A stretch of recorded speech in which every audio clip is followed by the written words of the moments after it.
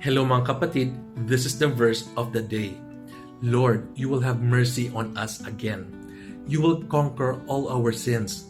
You will throw away all our sins into the deepest sea. God's mercy is abundant. His anger is short-lived. He is not only willing to forgive, but to completely remove our sins. Kakalimutan niya lahat. This verse gives us comfort and assurance that no matter how far someone has sinned, God forgives and restores. Mga kapatid, ang kapatawaran ng Diyos ay totoo at taus-puso. Handa siya magpatawad sa sinumang tapat na nagsisisi. Siya ay mahinahon, matiisin. Patuloy tayong hinihintay na lumapit muli sa Kanya. Ang galing, no? O siya, God bless mga kapatid.